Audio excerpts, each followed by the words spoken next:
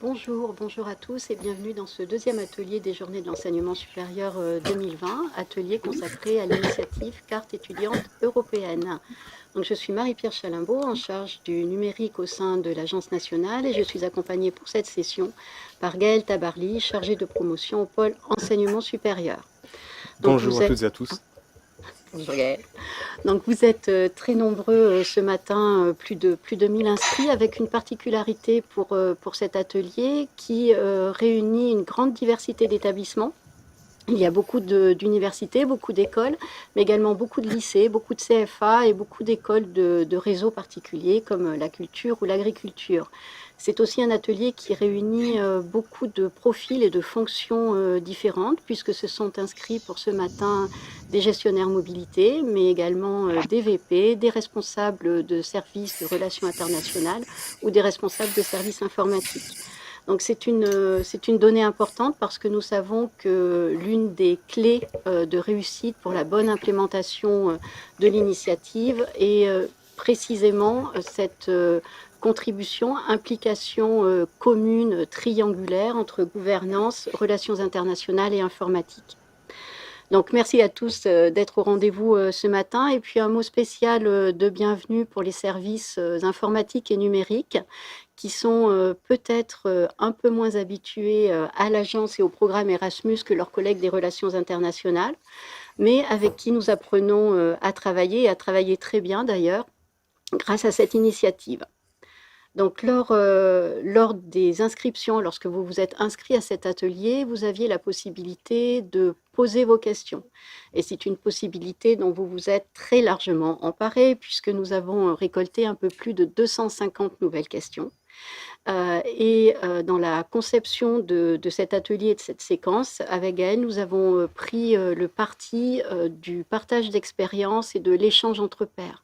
Donc nous sommes partis des questions que vous nous avez posées, et en particulier des questions qui revenaient le plus souvent, pour solliciter certains de vos collègues et qu'ils partagent avec nous, avec vous, les réponses qu'eux ont commencé à y apporter.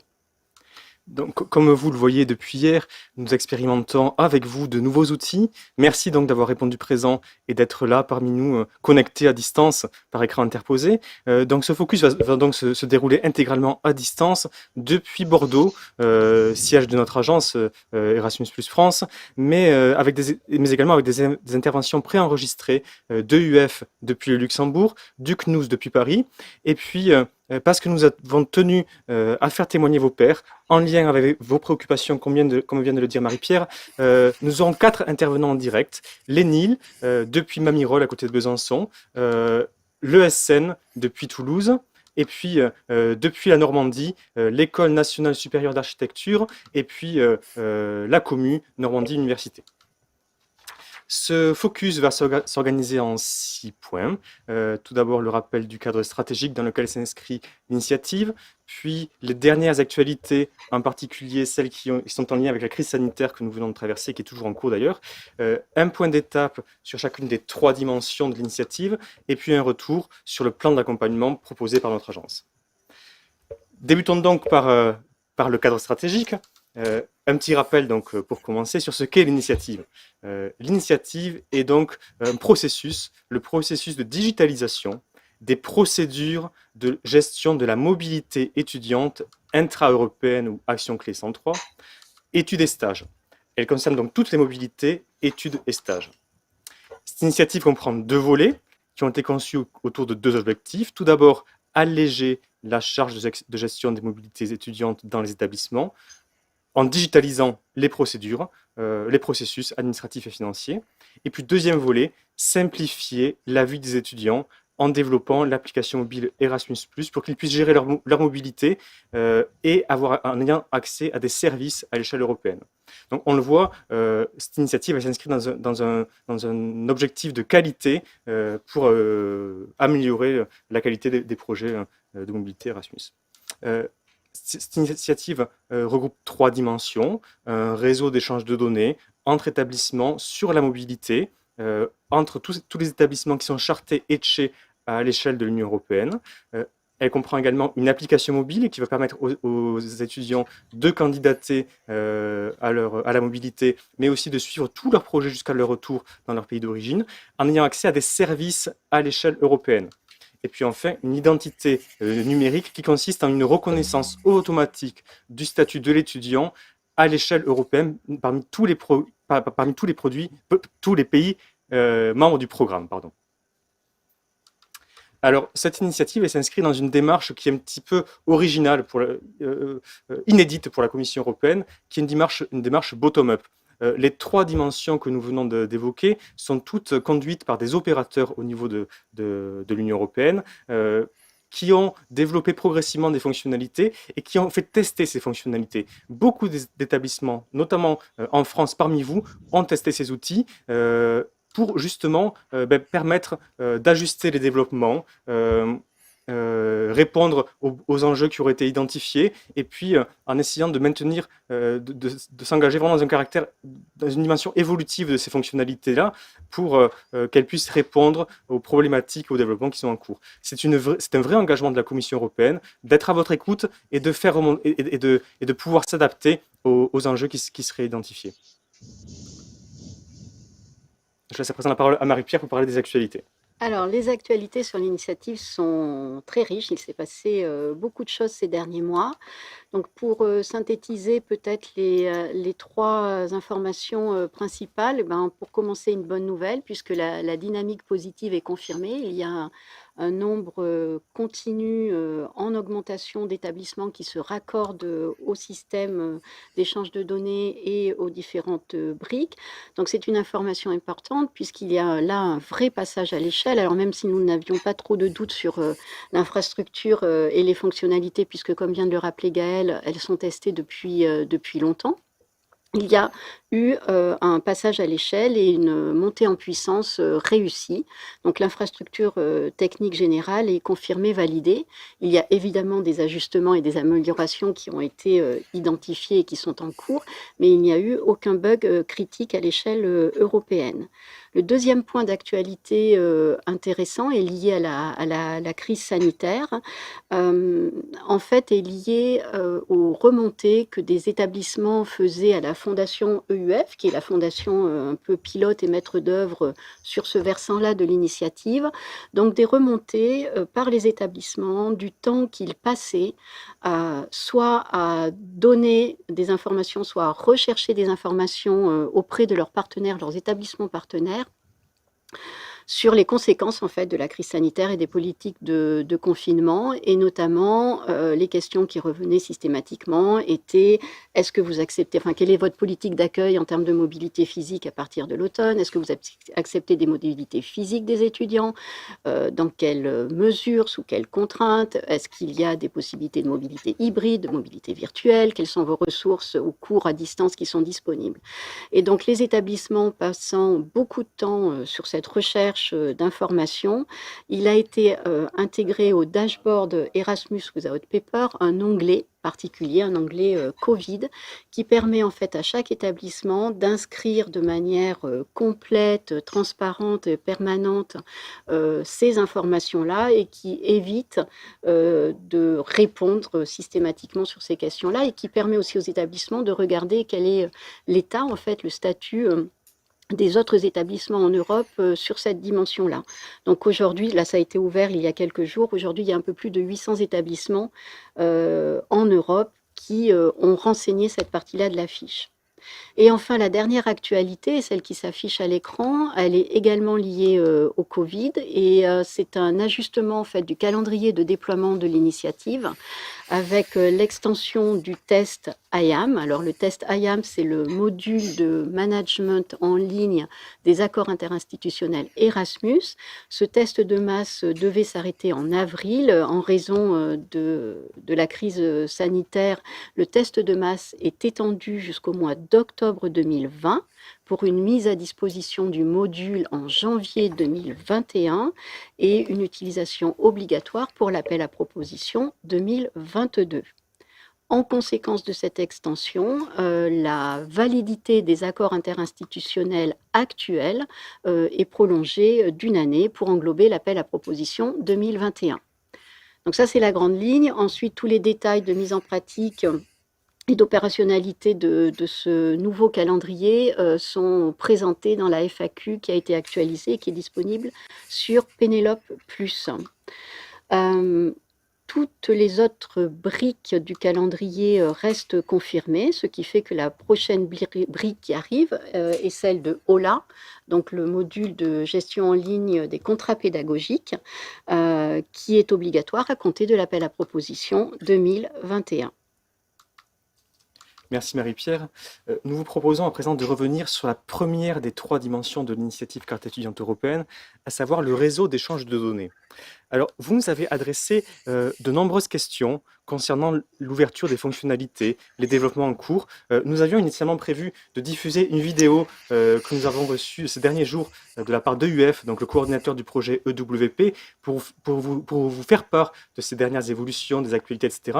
Malheureusement, pour des questions techniques, nous n'avons pas pu diffuser la vidéo aujourd'hui. En revanche, Marie-Pierre, je crois que tu as eu le temps de la visionner, d'échanger avec les coordinateurs. Tu as des éléments très concrets à communiquer à nos collègues, notamment concernant le nombre d'établissements qui sont aujourd'hui raccordés à EWP, c'est bien ça? Oui, alors je vais lire, je suis désolée, je vais lire un peu plus les notes. Comme l'a dit Gaëlle, la vidéo de toute façon sera disponible après ce webinaire. Il y a beaucoup de liens qui permettent d'avoir accès à des informations concrètes, des tutoriels, etc.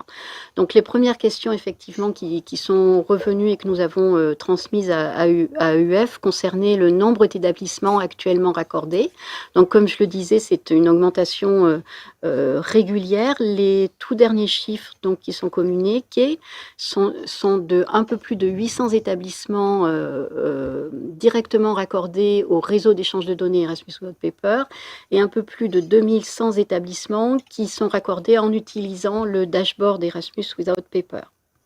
Il y avait une deuxième série de questions qui revenaient beaucoup et que vous nous avez posées, qui sont un petit peu des questions sur quels sont les développements en cours, qu'est-ce qui a été repéré, quels sont les enjeux qui ont été repérés avec ce passage à l'échelle et comment on y répond.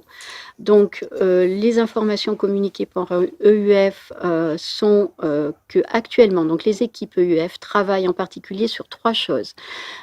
Toujours la problématique de la convergence entre les différents projets et les différentes fonctionnalités, puisque vous savez que ces fonctionnalités sont issues de projets différents. Donc, l'exercice de convergence, alors de la part des équipes EUF, mais de la part de l'ensemble des projets, se poursuit, avec notamment un travail important en termes de structuration des flux de données entre les différentes fonctionnalités de l'initiative. Le deuxième hot topic pour EUF est garantir la continuité de déploiement et de maintenance, puisqu'avec le passage à l'échelle que nous avons mentionné, la montée en puissance des utilisateurs, il a fallu adapter en fait ces modalités-là.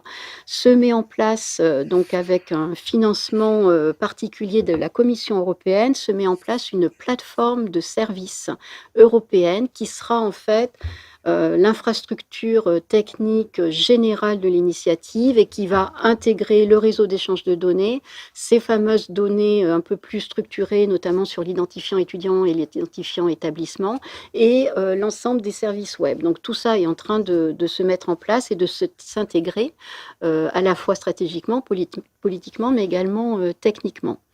Et le troisième sujet de travail des équipes EUF est également lié à cette montée en puissance des utilisateurs, avec une communauté d'utilisateurs grandissante et donc des nouvelles modalités de communication et de coopération avec des nouveaux mécanismes qui se mettent en place.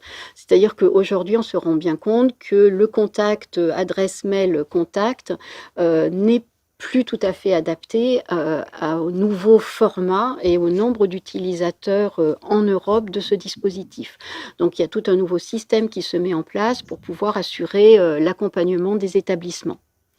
L'information principale est donc ce passage à l'échelle en fait dans l'utilisation oui, ce passage et à la connexion voilà. des établissements à donc réussi, mais qui nécessite de manière pas très surprenante une série d'ajustements qui sont en cours. Merci. Donc vous nous l'avez dit, vous nous le dites encore, le raccordement à EWP n'est pas toujours évident, notamment pour les établissements qui ne disposent pas en leur sein de solutions techniques ou commerciales pour gérer leur mobilité, ni même de ressources en fait, il s'agisse de ressources RI ou IT pour les accompagner. Alors pour témoigner, nous avons voulu faire appel à un établissement rattaché au ministère de l'Agriculture et de l'Alimentation, l'ENIL de Mamirol. Donc l'École nationale de l'industrie laitière se situe à quelques kilomètres de Besançon, nous l'avons dit tout à l'heure, en Bourgogne-Franche-Comté. Elle accueille 375 étudiants par an, dont 230 étudiants en BTS A, BTS agricole, qui sont donc directement concernés par les bourses de mobilité Erasmus+. Donc nous sommes en direct avec Madame Van Elst. Madame, bonjour. Bonjour. Merci de nous rejoindre par écran interposé en direct. Vous êtes donc enseignante et référente Erasmus+ au sein de l'ENIL. Est-ce que vous pourriez nous dire où vous en êtes un petit peu aujourd'hui dans le déploiement de l'initiative, en particulier concernant le volet EWP? Est-ce que par exemple vous êtes raccordé vous aujourd'hui à EWP? Alors oui, comme tous les petits établissements agricoles, je pense qu'aussi dans l'éducation nationale, on a des tailles d'établissements similaires. Donc nous avons que des BTS qui peuvent aller en mobilité Erasmus. Et donc j'ai suivi le webinaire en mars concernant ce déploiement de l'initiative carte d'étudiants internationale et EWP. Et puis du coup, après ce séminaire, j'étais un peu convaincue de me lancer dans l'affaire. Et donc je me suis inscrite sur le dashboard. Donc quand je l'ai ouvert, j'étais un petit peu surprise de l'aspect un petit peu austère du dashboard. Et j'avais un petit peu de mal à me repérer dans cet univers qui me parlait pas beaucoup, parce que notamment il était en anglais uniquement. Eh oui. Et puis qui correspondait, comme souvent dans les outils Erasmus, plus à des problématiques d'établissement d'enseignement supérieur, puisque nous, il faut comprendre qu'on est surtout en train de mettre en place des mobilités de stage pour les BTS dans le milieu professionnel, quasiment uniquement. On a très peu d'étudiants qui partent en mobilité en université, ça arrive, mais ou dans des labos de recherche. Il y en a quelques-uns aussi, mais très peu. Et du coup, on est souvent un petit peu hors norme. Donc j'ai quand même voulu rentrer dans le système, parce que je suis convaincue de l'intérêt pour fluidifier et au niveau administratif et au niveau des étudiants ces mobilités-là. Et du coup, je suis maintenant inscrite et je reçois aussi les mails de WP concernant la mise en place de nouvelles fonctions. Alors notamment, on a reçu par exemple le mail nous disant qu'il faudrait répondre au fait qu'on accueillait ou pas des étudiants au premier semestre de l'année prochaine. Donc on y a répondu. Donc on accueillera en présentiel les étudiants, puisque on a un partenariat avec une université en Irlande, par exemple, qui nous envoie des stagiaires, puisque nous, on fait très très peu de mobilité académique, parce qu'on est en expérimentation dans le milieu de l'enseignement agricole. Donc on n'en envoie que 2 par an, c'est très très peu. Par contre, on accueille aussi des stagiaires des universités, donc là on les accueillera volontiers en présentiel. Mais voilà, on a encore assez peu de prise sur cet outil qui paraît un peu gigantesque. C'est un peu la Rolls-Royce pour nous, En si tout cas, je peux l'exprimer ainsi. ce qui est certain, c'est que la situation que vous décrivez, elle correspond à la situation que beaucoup d'établissements partagent en France, des établissements de taille modeste, avec peu de flux de mobilité, essentiellement des Mhm. mobilités de stage, des établissements qui ne relèvent pas forcément du ministère de l'Éducation nationale ou de l'enseignement supérieur et de la recherche. Et pour autant, ce qui nous intéressait dans votre témoignage, c'était cette volonté que vous manifestez aujourd'hui et la démarche que vous avez initiée qui pour nous est vertueuse. Parce que, in fine, même si vous expérimentez des difficultés, même si c'est un processus qui sera long, au final, l'objectif est quand même de vous faire gagner du temps, de fluidifier la gestion de vos projets et puis surtout de permettre aux étudiants d'accéder à de nouveaux services, ce qui n'est pas le cas aujourd'hui. Toutes les problématiques que vous avez exprimées là et que vous nous aviez exprimées aussi, il y en avait beaucoup d'autres dans la préparation de cet échange, vous pourrez les faire valoir, les faire remonter dans le cadre d'un travail avec le groupe d'utilisateurs test qui est coordonné par Marie-Pierre au sein de l'agence à l'échelle du pays, donc qui sera remonté à la Commission européenne. Aujourd'hui, en termes d'accompagnement, de quel type d'outils vous auriez besoin, vous, à votre échelle?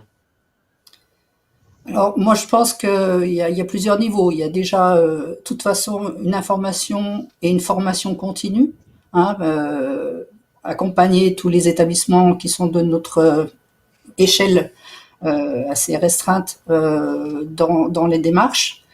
Deuxième chose, je pense qu'il va falloir adapter, bien sûr, beaucoup les outils. Alors nous, on a quelques logiciels qu'on utilise pour la gestion des étudiants qui sont pas interopérables entre eux déjà au sein de notre structure et au sein du ministère. Donc, utiliser d'autres outils. Pour l'instant, c'est tout du manuel, hein, les inscriptions, la gestion des mobilités, etc. On rentre tout dans un logiciel. Hein. Et là, si on nous demande en plus de rentrer les contrats pédagogiques, etc., dès 2021 sur des outils, voilà, il va falloir tout faire à la main. Donc pour nous, c'est double peine. Hein.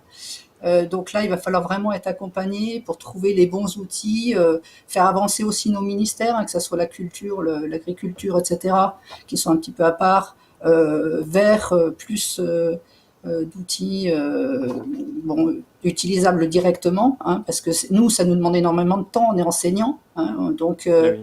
L'enseignant en informatique fait la maintenance informatique de tout l'établissement, ce qui n'est pas rien, puisqu'on a une unité de production aussi, etc. Donc voilà, c'est nous donner des outils, je dirais, un petit peu clés en main aussi, qui soient directement utilisables pour cette plateforme. Et puis évidemment, j'ai entendu tout à l'heure qu'il y aurait un service après-vente technique. Alors ça m'intéresse aussi parce que c'est vrai que souvent, on ne sait pas à qui faire appel quand on a un souci technique. Et il faut que souvent, ça soit aussi résolu très vite. Donc ça m'intéresse. Et puis la problématique des stages, voilà. Je pense que ça va être compliqué parce qu'on ne fonctionne pas avec l'université. Alors j'entends bien que ça fonctionnera très bien entre les établissements de l'enseignement supérieur. Pour les entreprises, comment elles font? Nous, par exemple, pour les stages en France et pour nos apprentis, hein, puisqu'on a aussi des étudiants apprentis, on a donc un logiciel de gestion de la vie scolaire et de l'apprentissage en même temps, donc où les maîtres de stage peuvent aussi interagir. Donc voilà, ces questions-là, elles ne sont pas encore, pour moi, très claires. Voilà, elles ne sont pas encore résolues. Alors, merci. C'est vrai que nous aurons l'occasion de revenir un peu plus tard dans cette session sur les ressources proposées par l'agence pour vous accompagner. Ce qui est certain, c'est que pour pouvoir faire remonter les problématiques que vous évoquez et faire évoluer ces outils, encore une fois, dans une démarche bottom-up, il est impératif que le plus d'établissements possible se connectent au dashboard ou à EWP en fonction des outils qu'ils utilisent dans leurs établissements, qu'ils identifient les problématiques, qu'ils les fassent remonter soit directement auprès des opérateurs, donc EUF en l'occurrence, soit auprès de notre agence. Marie-Pierre est Digital Officer au sein de l'agence, c'est celle qui coordonne tout ce plan d'accompagnement. Il est vraiment impératif que vous vous saisissiez de ces outils à votre rythme, avec vos spécificités, mais qu'il y ait une vraie démarche qui s'enclenche pour que l'appropriation puisse se faire par le plus grand nombre à l'échelle européenne et que vous puissiez en sentir les bénéfices au plus tôt. Merci encore, madame, de votre participation et à très bientôt à Mamirol. Nous vous proposons à présent de revenir sur la nouvelle application Erasmus+, donc qui est le deuxième volet, la deuxième dimension de cette initiative. Donc une première version de l'application a été lancée en 2017. Une deuxième version est en cours de développement. Elle devrait être lancée courant automne, là, dans quelques semaines, quelques mois. Nous vous proposons donc, pour la découvrir, une vidéo en exclusivité pour vous présenter un petit peu l'interface, à quoi va ressembler cette application V2 du programme Erasmus+.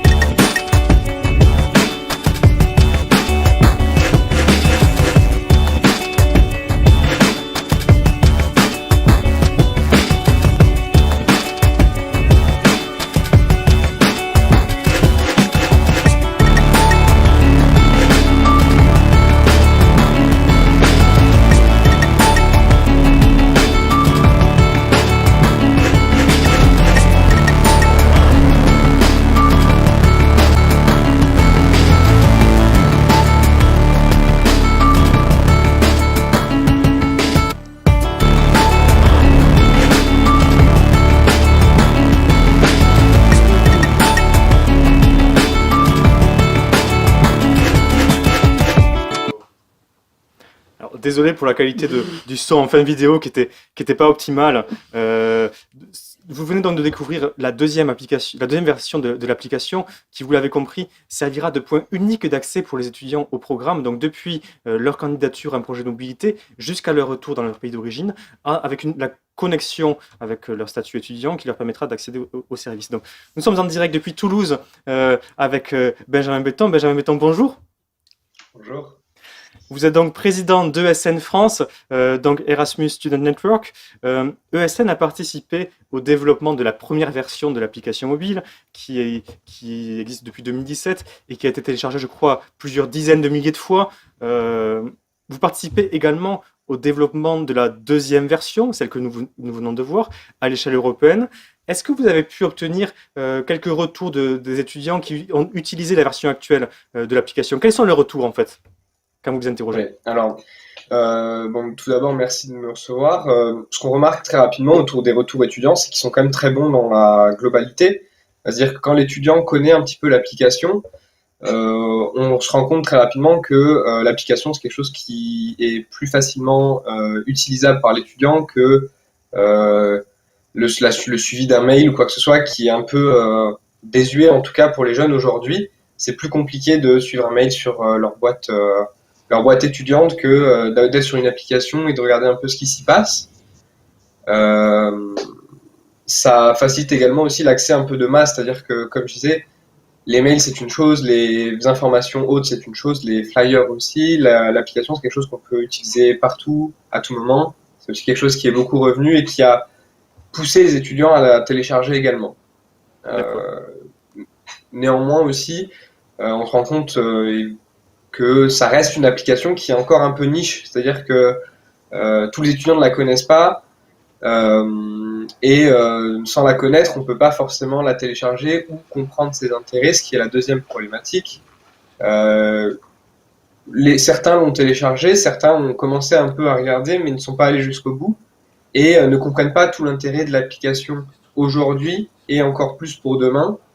Donc il y a aussi un retour là-dessus et des pistes d'amélioration à avoir sur ce side-là.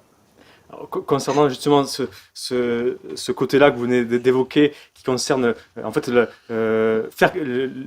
comment faire connaître l'application. C'est vrai que nous sommes connectés avec toute une diversité d'établissements, comme Marie-Pierre l'a dit en introduction, beaucoup de responsables de relations internationales qui auront à charge aussi dans quelques mois la promotion de cette application mobile et ce fossé parfois générationnel qui fait que les personnes en charge de la promotion et de l'accompagnement à l'utilisation des établissements maîtrisent mal ces outils, ont du mal à parler aux étudiants. Alors c'est vrai qu'il y aura une campagne de promotion qui sera conduite à l'échelle européenne.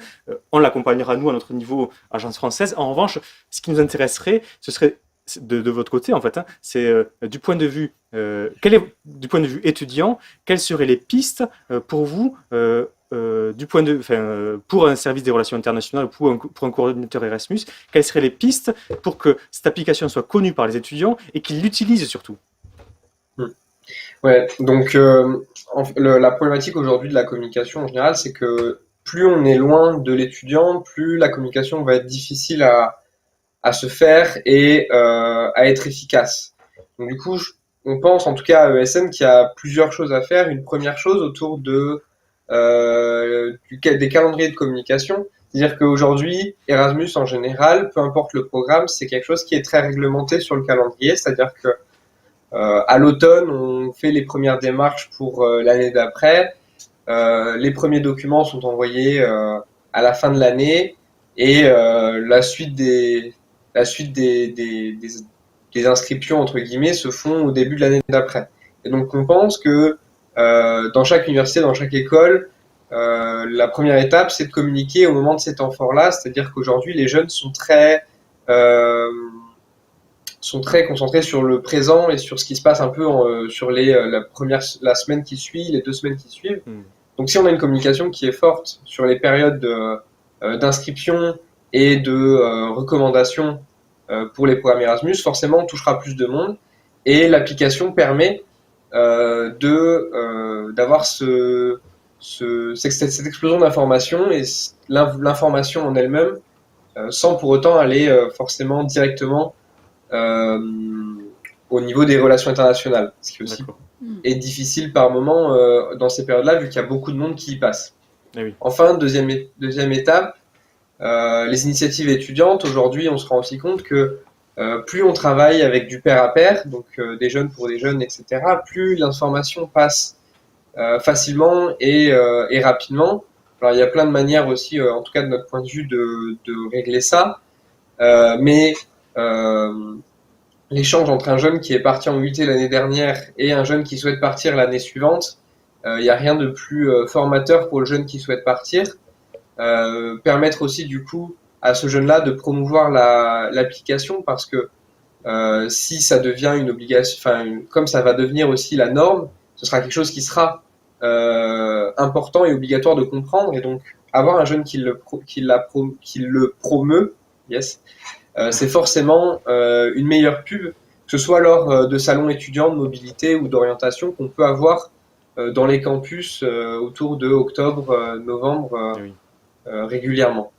C'est c'est vraiment très important ce que vous venez de dire, et c'est un petit peu le message qu'on voudrait faire passer aux établissements. N'oubliez pas qu'il y a deux volets sur l'initiative. Il y a un volet vraiment charge administrative pour les établissements, mais il y a aussi le volet service pour les étudiants. Et quand il vous faudra faire la promotion de ces outils et développer l'utilisation de ces outils au sein de votre établissement, n'oubliez pas la composante étudiante. Rapprochez-vous des étudiants dans vos établissements, des associations, des représentants. Associez-les au plan d'action que vous allez développer, mettre en œuvre. C'est vraiment important, c'est vraiment très important. Et en plus, ils sont disponibles et compétents. Vous pouvez voir avec ESN. Alors Benjamin, dernière question.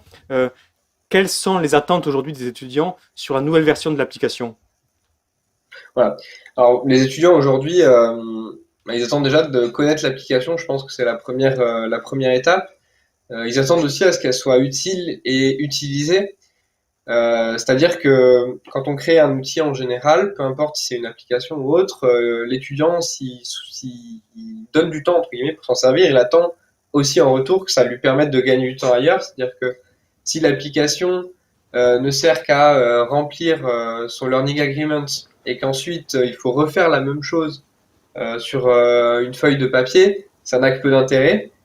Donc je pense qu'il y a cette première attente aussi qui est importante. Je pense aussi que l'étudiant attend beaucoup de l'université en général, notamment autour des relations internationales.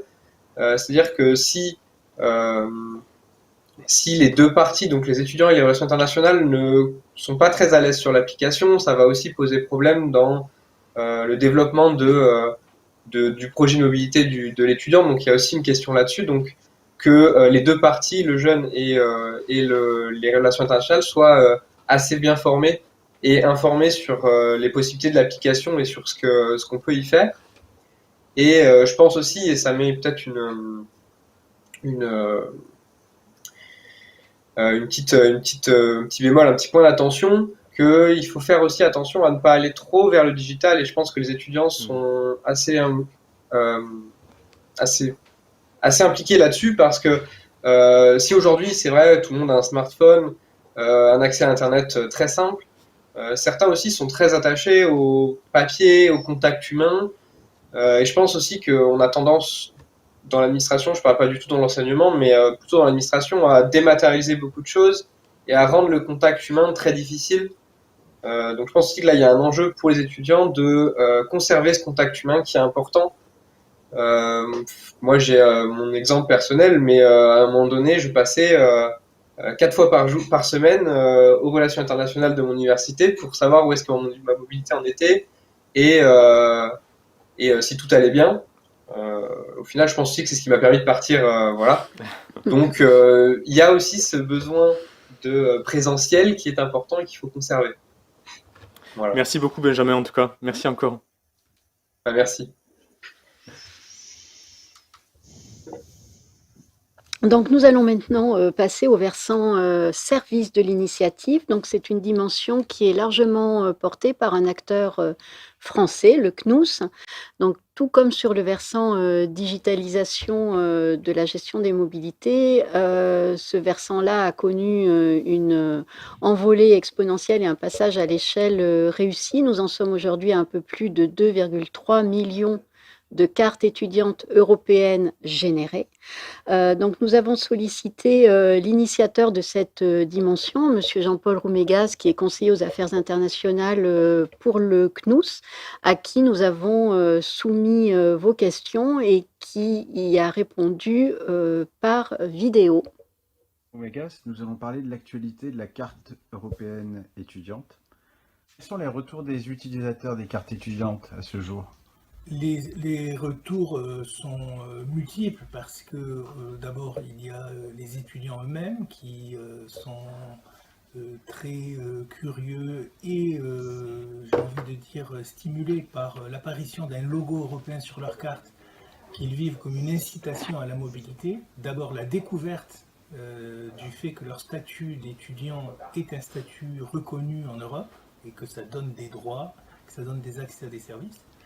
Et puis du côté des universités elles-mêmes, des gens des systèmes d'information ou des gens des relations internationales, bien évidemment, c'est un défi parce que quand vous reconnaissez les cartes, parce qu'elles sont européennes, d'étudiants que vous accueillez, ça veut dire que vous leur ouvrez, grâce à la reconnaissance de cette carte, des services. Donc ça a lancé un mouvement très vertueux qui ne fait que commencer, qui s'amplifie, de développement d'accès à des services qui accentuent l'attractivité des établissements pour l'accueil des étudiants qui viennent d'ailleurs. Est-ce que vous avez des propositions pour les établissements qui ne sont pas encore dans le réseau de la carte européenne étudiante? Alors, encore une fois, en France, c'est assez facile parce que il existe un marché national des cartes étudiantes avec toute une réflexion sur les services, un réseau animé par ce qu'on appelle le comité national de la carte étudiante, avec des responsables dans chaque établissement qui développent les cartes étudiantes, les services. Et donc c'est assez facile de se mettre en contact avec des universités qui ont déjà des cartes, ou de se mettre en contact avec le fabricant de cartes qui détient actuellement le marché national en cours, et qui peut très facilement proposer des solutions techniques. Et ce qui est intéressant aussi d'ailleurs, c'est que certains établissements découvrent pas seulement la dimension européenne, mais aussi ce qu'est une carte multiservice, c'est-à-dire une carte étudiant en partenariat avec d'autres institutions et qui permet des accès à des services. Un exemple, le fait qu'on ait le système de paiement électronique des Crous Easily, qui permet d'aller manger au restaurant universitaire en payant avec sa carte étudiante qu'on utilise comme une carte de paiement sans contact. Ou alors, dans certains endroits, qu'on puisse prendre les transports urbains grâce à sa carte étudiante. Ce sont quelques exemples, il y en a énormément. Ils reposent sur des partenariats entre institutions et c'est pour ça qu'on les appelle les cartes multiservices. Et donc souvent, pour les établissements qui n'avaient pas encore développé cette dimension, l'entrée dans la carte européenne, c'est aussi entrer dans la carte multiservice, et c'est effectivement très intéressant pour elles et pour leurs étudiants. Donc vous répondez en fait en conclusion à cette question sur les développements à venir de la carte européenne étudiante concernent principalement les services. Oui, bien sûr, les services à plusieurs niveaux. D'abord, je l'ai déjà dit, les services qui sont déjà sur les cartes multiservices étudiantes, qui sont donc sur les cartes de vos étudiants en tant qu'établissement, et puis ces mêmes services que vous ouvrirez à des étudiants qui viennent de toute l'Europe et qui seront en visite sur vos campus. Ça, c'est l'échelle, on va dire, de l'établissement, et c'est de la responsabilité de l'établissement. Ensuite, vous avez des initiatives aux échelles nationales. Je parlais de Easily, par exemple, que développent les Crous. Il faut savoir qu'il y a des réflexions, évidemment, à l'échelle européenne. Et à l'échelle européenne, le CNUS, en tant que coordinateur du projet de la carte étudiante européenne, s'attache à porter des projets sous financement européen, qui sont des projets d'accès à des services via un portail pour les étudiants à l'échelle européenne, auquel tous les fournisseurs de services pourront se connecter. Alors, dans les projets en cours qui suivent la carte européenne, il y a un projet qui s'appelle My Academic ID, comme son nom l'a dit de manière assez transparente. Il permet l'émergence de cet identifiant électronique unique de l'étudiant qu'a créé la carte étudiante européenne et l'utilisation de cet identifiant pour l'accès aux services partout. Et actuellement a été sélectionné et sera financé un grand projet qui est un projet de hub de service aux étudiants qui permettra partout en Europe, via ce portail, d'identifier les services auxquels on peut avoir droit une fois qu'on se fait reconnaître comme étudiant. Merci. Donc voilà donc les réponses apportées par le CNUS. Je vais me permettre de souligner deux choses. La première, c'est faire part du retour de nombreux établissements qui ont contacté l'agence pour avoir un accompagnement et une aide pour cette connexion au routeur en fait européen qui permet de générer l'identifiant unique européen que nous avons renvoyé vers le CNUS, et ces établissements sont revenus auprès de l'agence pour nous dire à quel point les équipes techniques du CNUS avaient été disponibles et aidantes, avaient recontacté les établissements, les avaient accompagnés. Donc je pense que c'est un point important et un remerciement donc que nous portons en votre nom. La deuxième dimension qui me semble importante, et c'est celle que souligne Monsieur Roumégas dans la vidéo, c'est que jusqu'à présent, nous avons un peu beaucoup insisté sur l'aspect technique de génération de l'identifiant, de connexion au routeur, etc. Mais évidemment, la plus-value de l'initiative et de ce volet service, ce sont les services aux étudiants. Et c'est cette dimension-là qui donne tout son sens à cette automatisation de la reconnaissance du statut étudiant. Et c'est cette dimension-là que les établissements ont bien compris et qui fait souvent partie de la politique d'attractivité des établissements et d'une politique aussi auprès des étudiants, notamment dans le volet inclusif, avec l'accès en premier lieu à des droits et services sociaux. Donc nous allons maintenant passer au dernier partage d'expérience, justement sur le volet carte service, en faisant appel à Monsieur Deneuve, qui est responsable informatique de l'École nationale supérieure d'architecture de Normandie, donc une école sous tutelle du ministère de la Culture et de la Communication qui accueille environ 700 étudiants chaque année. Donc, bonjour Monsieur Deneuve, vous nous entendez bien ? Oui, je vous entends. Bonjour à tous. Bonjour. Merci de m'avoir invité.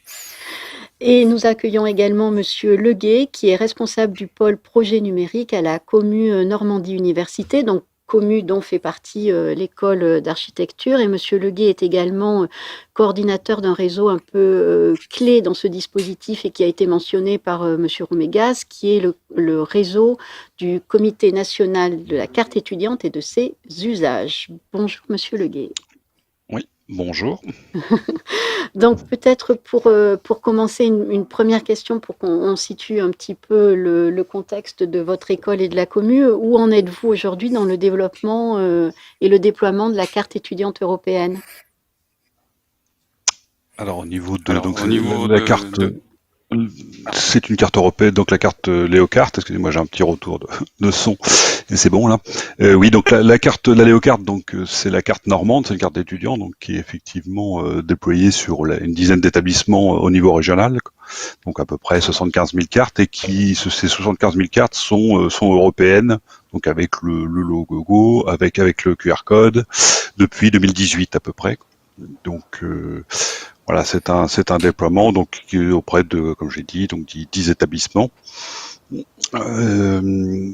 C'est une carte aussi qui donc porte un certain nombre de services mutualisés, et donc un des terrains effectivement sur lequel on travaille, comme l'a souligné tout à l'heure Jean-Paul, c'est effectivement d'y associer des services. C'est effectivement un enjeu fort. Et donc voilà, ce qui a permis qu'on adopte assez rapidement en Normandie le système de la carte, c'est qu'on a opté pour un système de gestion, donc qui est le système de gestion de cartes ESUP, donc qui est un logiciel communautaire et qui permet d'intégrer assez nativement tous ces protocoles, et qui permet de s'interconnecter au système d'information assez simplement. Voilà. Donc c'est un projet qui date de 2013, qui est assez ancien. Donc voilà, c'est un prolongement. La carte européenne est venue en quelque sorte couronner tout ça. Et donc, on l'a fait dans un cadre partagé, mutualisé entre les établissements avec le soutien de la commune, mais peut-être que Baptiste pourra donner après lui son ressenti en tant qu'établissement. Alors, est-ce que vous voulez compléter côté établissement Oui, tout à fait. Donc nous avons intégré donc le dispositif Léocarte, donc la carte étudiant multiservice de Normandie Université, donc la commune Normandie Université en 2017. Rapidement, on est passé, comme tous les autres établissements, sur le projet ESUP-SGC, qui nous a permis de découvrir donc ce qui est une carte multiservice. Notamment, on a pu donner la possibilité d'avoir une carte compatible avec le CNUS, enfin le CRUS local en Normandie pour les établissements, les restaurants, les choses comme ça pour les étudiants, et aussi l'accès au routeur de la carte européenne, étant donné que donc, la carte est directement compatible et de manière très simple. On peut même gérer sur les UPGC, l'étudiant peut gérer lui-même l'accès à cette carte européenne, activer ou non le bénéfice de la carte, tant au niveau CRUS que carte européenne.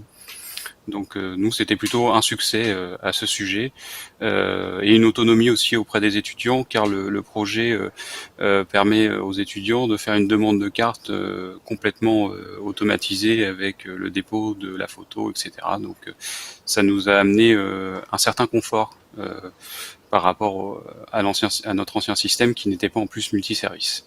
Très bien. Merci beaucoup pour ces précisions. Je vais d'ailleurs rester avec vous. Donc, vous travaillez au sein d'une des 20 écoles d'architecture.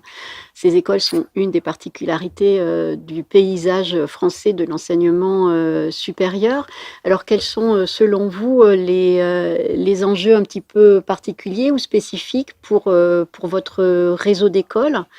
Et point fort, point faible, parce que tout point fort s'accompagne de points faibles et réciproquement. Quels sont un petit peu le positionnement et les particularités de ce type d'école-là dans le dispositif Initiative Carte étudiante européenne? Alors, au niveau des difficultés que nous, là, on a rencontrées au moment de l'intégration de ce dispositif, c'est les écoles d'architecture n'ont pas un format de données souvent compatible avec l'enseignement supérieur. Donc il a fallu revoir un petit peu comment présenter les données. Alors je vais éviter de rentrer trop dans les détails techniques, mais en tout cas nous utilisons un logiciel commun au niveau des 20 écoles d'architecture pour la gestion scolaire, mais historiquement il ne propose pas des données au format attendu par les différents dispositifs de système de cartes comme ESUP-SGC, notamment le format SUP-ANN pour l'annuaire d'échange de données. Donc il a fallu qu'on rentre dans ce système, mais ça nous a ouvert des portes à différents services comme la carte, mais aussi tout ce qui est fédération, outils, fédération Renater, etc. Donc c'est plutôt positif. Voilà, donc c'est vraiment ça, c'est un point faible, mais on en a fait un point fort, nous permettant d'intégrer différents dispositifs de l'enseignement supérieur. Et un autre point faible aussi, c'est le coût que ça peut représenter en termes d'équipement. Les imprimantes pour créer les cartes sont assez onéreuses, et je sais que ça peut freiner certains petits établissements, même en dehors du ministère de la Culture. Donc voilà un petit peu les problématiques, et donc en point positif, donc c'est l'intégration de notre école dans les outils du ministère de l'enseignement supérieur, même si on dépend du ministère de la Culture, ça nous permet quand même d'accéder à tous ces outils, et aussi donc maintenant la carte européenne bien sûr. Et alors justement, le fait de faire partie de cette commune Normandie Université, est-ce que ça a été facilitant sur ces dimensions-là? Alors là, oui, tout à fait. Sans la commu, nous aurions eu des difficultés à intégrer ce dispositif. Déjà en termes d'accompagnement, de mise en relation entre les différents établissements, il y a une forme de synergie entre tous les établissements pour beaucoup d'entraide. Il y a beaucoup d'échanges, comment implémenter les outils, et notamment le projet SUP-SGC et l'initiative de l'université de Rouen, qui a partagé son code dans le cadre ESUP, dans le portail Consortium ESUP, mais à accompagner les différents établissements de la commune Normandie Université pour mettre en place cette solution avec des déplacements physiques dans les écoles, donc vraiment une vraie disponibilité. Et la commune, de son côté, a facilité tous ces échanges et aussi a créé un annuaire, je dirais, LDAP commun pour créer des services inter-établissements à l'échelle de la commune. Par exemple, la possibilité d'utiliser une carte étudiant, enseignant ou administratif dans un autre établissement pour accéder aux locaux d'un autre établissement. Voilà, des sujets comme ça qui sont quand même intéressants. François Leguet, vous voulez ajouter quelque chose sur cette dimension? Alors oui, je pense qu'effectivement là, au niveau de l'écosystème normand, on a réussi à faire des partenariats et à créer une petite communauté d'entraide. Je pense que c'est assez vertueux et voilà, le Comité national carte étudiante essaye avec ses moyens de faire un petit peu la même chose aussi au niveau national, en effectivement mutualisant les expériences, en servant de points d'échange. Donc j'invite tout le monde, tous ceux qui sont intégrés dans ces questions-là, intéressés à ces questions-là, à venir nous rejoindre. Hein. C'est très informel et c'est vraiment communautaire, quoi. Et juste par rapport à cette démarche qu'on a montée ne s'arrête pas, puisque la carte européenne, donc c'est 3 choses à terme. Hein. C'est un hologramme, c'est un QR code, mais c'est aussi une application qui sera intégrée sur la puce électriquement.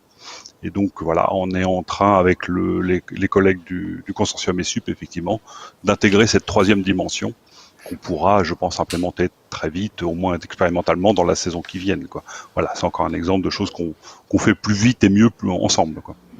Alors, une dernière question qui n'était pas prévue, mais je me permets de la poser. Vous êtes coordinateur du comité national de la carte étudiante et de ses usages, qui peut être en fait un centre de ressources extrêmement important pour bon nombre d'établissements sur ces dimensions-là. Est-ce qu'il y aura prochainement un site web ou un endroit où on pourra puiser des ressources ou des informations? Oui, alors effectivement, on est en train de construire un site web, donc on le fait avec les moyens, c'est tout ça c'est bénévole, hein. C'est simplement des collègues qui veulent bien y passer un petit peu de temps pour partager l'information. Donc on va essayer d'assez vite pour l'année prochaine d'avoir au moins effectivement un point d'entrée web avec quelques fiches techniques, quelques références, quelques contacts pour pouvoir effectivement. On sent bien qu'effectivement il y a une demande d'établissements qui ne sont pas forcément intégrés déjà dans tout l'écosystème enseignement supérieur et qui donc ont besoin de points de contact, quoi, de points d'entrée pour pouvoir lancer la dynamique, quoi. Oui, et pourrait bénéficier de l'expérience de ce réseau qui a une expérience de longue date maintenant. Ouais, c'est ça, et remonter eux-mêmes leurs propres besoins, intérêts, et que le réseau pourra ensuite relayer auprès des partenaires, quoi.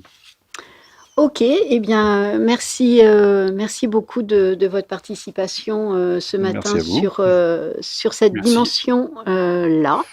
Donc, nous acheminons au terme de cet atelier. Alors, peut-être un rappel, comme vous le savez, l'Agence nationale a mis en place un plan d'accompagnement au déploiement de l'initiative pour les établissements et les porteurs de projets. Alors ce plan d'accompagnement comprend différents volets, différentes ressources.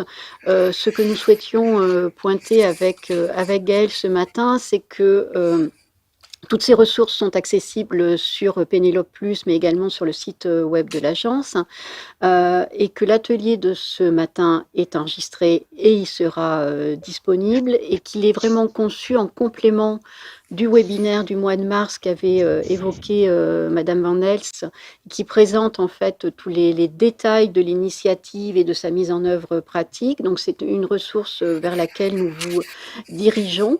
Et puis également, alors la la FAQ qui a été actualisée. Donc, veillez bien à télécharger la dernière version de la FAQ, puisque c'est là où, en fait, on va donner le maximum d'informations pratiques et le maximum d'informations sur les derniers développements.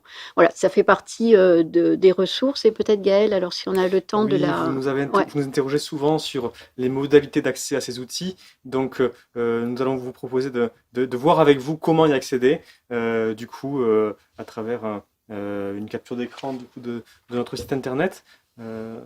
Si ça veut bien se lancer. Donc voilà, comment accéder à ces outils? Tout simplement, en haut à droite dans le menu, vous cliquez sur Médiathèque.